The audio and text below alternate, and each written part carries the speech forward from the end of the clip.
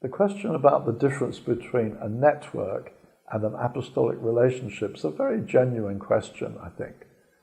I'm a little scared of the word network because it kind of means what you want it to mean. And it's not a Bible word as such. And so people play golf to network. Networking, it's a perfectly valid word, but it's a word that can be misinterpreted. And so I feel nervous of a network of churches because I want to ask, in Bible terms, what does that actually mean? And so I've seen so-called networks, which to be honest mean very little, is a name on a list. Whereas I think the more biblical model is this more apostolic relationship. We know that the apostles, the 12 apostles, the Apostle Paul, unique, there's no question, uniquely authoritative. But the model of the way in which they worked, I think, is there for us to follow. And I think that whole role of fathering is a biblical model for us today, of fathering pastors, caring for groups of churches, sometimes raising up groups of churches that keep working together, a perfectly biblical model, I would say. And I think that the apostolic one is a relational one, whereas a network can tend not to be. It may be you're in this network, or do you know him, the leader? No, I've never met him. I don't know him. I read some of the stuff he...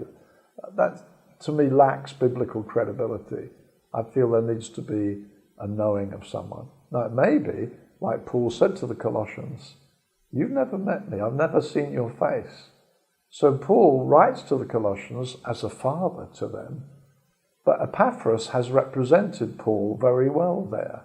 And so they feel like they're his. They feel like they belong to him. They feel they have an adequate revelation. And when he says about Timothy, he says, no, he knows. He's like, I'm sending you. He says, my beloved son. I'm sending you, my beloved son. Now that's what God did. He sent us his beloved son, who really represented God. And so relationships are huge in a genuine apostolic work. That if I send a brother, I can say he will genuinely represent who I am. Not just the movement, not just the network. He knows some of the paperwork. He knows my heart. And Paul says of Timothy, he knows my ways in Christ. It's talking about something very intimate, something very relational. And so I would say the difference between a network and an apostolic family is quite considerable. And because network, well, I'm not sure what it means.